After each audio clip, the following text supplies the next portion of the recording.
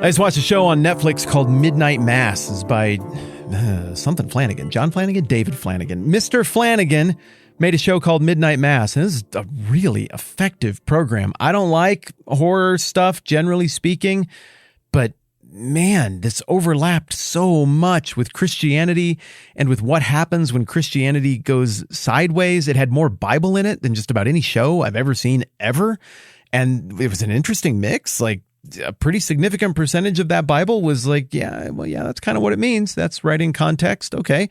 Wow. That's deep dive Bible too. That's not like the obvious stuff that most shows would remember from 30 years ago and be like, oh, wasn't there a verse about this or something? Like, there's a significant amount of Bible that causes you to say, wow, whoever did this, they have thought about this document deeply. But then a bunch of the other stuff that you get that are Bible quotes and Bible references throughout the show are an absolute butchering of the text. What? No, that doesn't mean that. What are you doing? That's not what, I know where that's from. That's not what the content, that doesn't make any sense. But before you're even done catching up in your brain and trying to reason through why that lady's way off on what she's saying about the Bible, she's already quoting another crazy passage way out of context. And that's crazy too. And the whole thing is absolutely dizzying. So I really liked the show, even though, as always, I don't recommend that you watch anything ever. All shows are bad and should be avoided at all costs. I just understand that we're a diverse room, and probably I'm among the least offendable. And so my threshold for what I'm going to watch is way different than yours. And look, just, we're going to get along. It's going to be fine.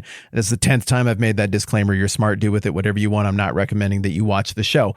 I really appreciated it though, because of that Bible theme and because of a second theme that it explored deeply. And that was the theme of resurrection. They hold up a dark mirror with a little bit of a warp to it toward some pseudo-Christian-ish notions of resurrection. And that's where it gets creepy and weird. And I think this show was number one for a few weeks on Netflix here of late. Not because of all of the Bible stuff, though that was very interesting. Not because of the performances, though, my goodness, they were excellent. The dude who plays the priest in this show, that's the best performance I've seen in anything in ages. Just phenomenal work. It's not because of that. I think it's the theme of resurrection. I think it's because it got into that most notable of topics. It flirted with the topic, what happens when we die? And whenever you ask the question, what happens when we die, you're really dealing with the question of, do we matter? What is the point? What is going on here? And some people are going to like to deal with that in ways that look more like Hallmark movies that deal with grieving. Some of us are going to be more open to dealing with it, processing it with shows that look a little bit more like Midnight Mass. Again, you do you, but I think that's why people turned out for this thing. Because we've always wondered. We've always wanted to know. All of our religious contexts bring us back to this question. It's kind of like the bottom line. You're like, yeah, but what happens to me? Where do I fit? Like, great. So you got all these truths and all this stuff, but like, I only get the one consciousness. I only get the one body.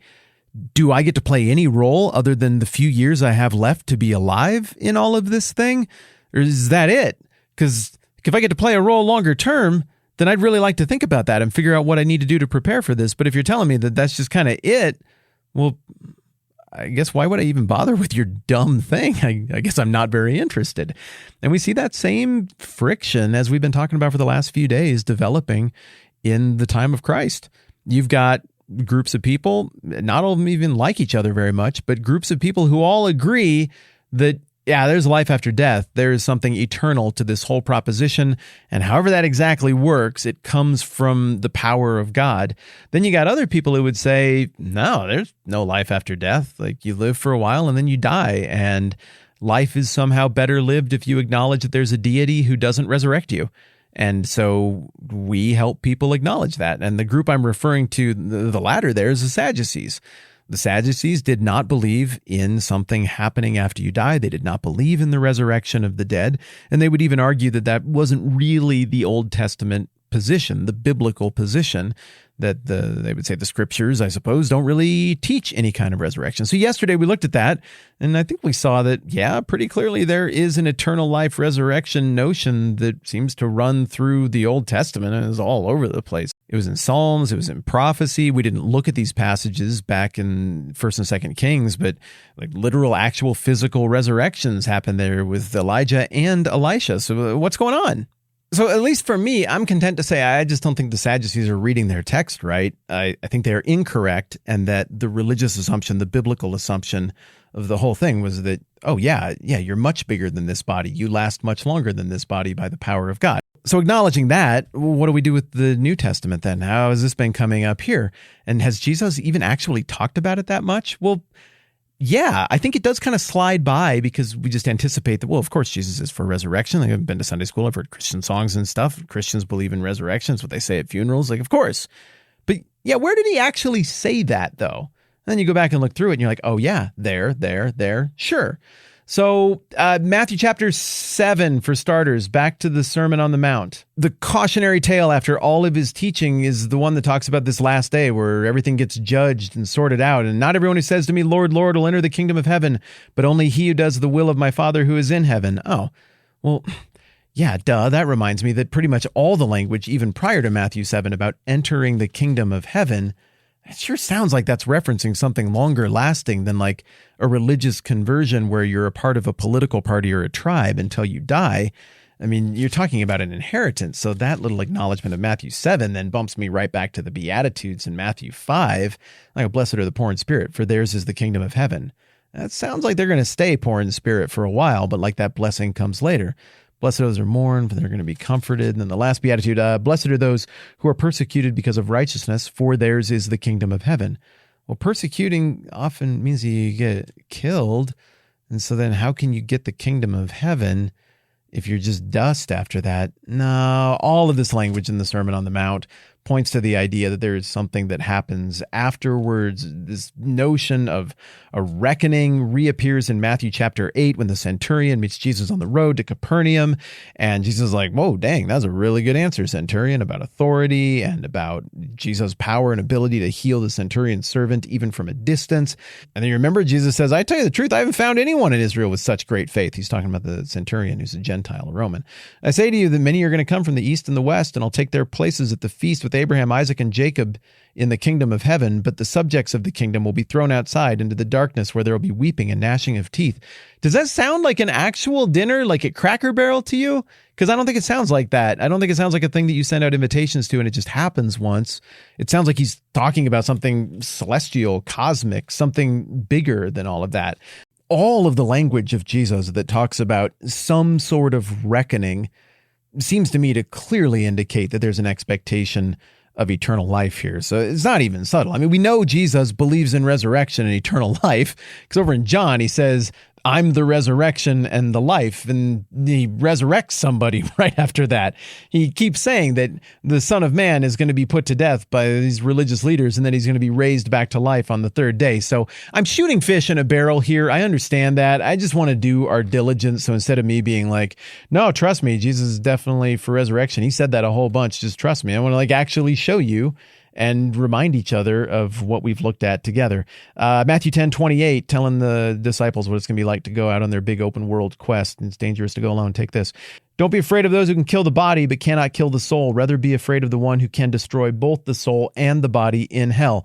Yes, I understand that is a scary sounding passage, but we already broke that down and its scariness back when we talked about that passage as we were getting there. Verse 39 of Matthew 10, whoever finds his life will lose it, and whoever loses his life for my sake will find it. Well, come on. Both of those twin verses that are right next door to each other in Matthew chapter 10 point to the idea that you're going to do some things in this life and it might end up getting you killed in my name, but there's this much grander, greater thing on the other side of all of that. Then I think about Matthew chapter 17, and if there was any question about whether or not the earliest parts of the Old Testament that are the Sadducees' favorite parts of the Old Testament included the idea of resurrection, well, this incident in and of itself is like perfectly crafted to push back on the Sadducean assertion that, yeah, well, maybe you could find some references like you guys talked about yesterday in the podcast later in the Old Testament. But in the early going, no, that's not what the assumption was.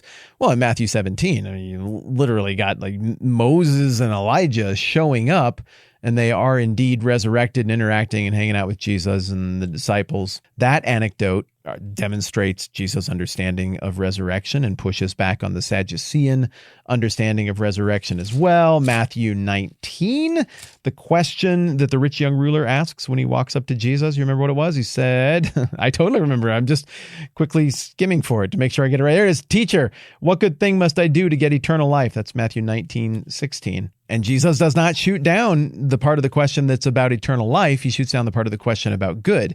And there's probably more places where he does. Yeah, there is. Just a second.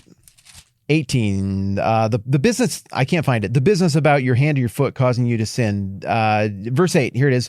If your hand or your foot cause you to sin, cut it off and throw it away. It's better for you to enter life maimed or crippled than to have 2 hands or 2 feet and be thrown into eternal fire. My point is this. I'm sure there are a ton more examples that you're thinking of and screaming right now as you are in your sweat-drenched unitard at the workout club listening to this. But all I wanted to accomplish today is to remind ourselves of some of this and just be like, no, okay, we're not going to get rattled by the Sadducees. No, definitely the assumption of everything we've seen in Matthew so far from Jesus is that there is eternal life, that people go on after death, and there is a bigger thing that is going to unfold by the power of God. And I hope it is time really well spent to make sure that we know and have in our brains, in our hip pockets, for us to be able to say, this is exactly where the Sadducees are coming from, and this is where everybody else, and most notably, Jesus is coming from. If we get that, then the little parable/question they're about to hit Jesus with is going to make a lot more sense, and this whole anecdote is going to pop that much harder. Thanks everybody who supports this thing at patreon.com/the TMBH podcast. That is super cool of you. And also, if you do not support the podcast, it is still super cool of you that you are here and you do not have to. I appreciate all of you. Thanks a ton. We'll catch you tomorrow. I'm Matt. This is the 10-Minute Bible Hour podcast. Let's do this again soon.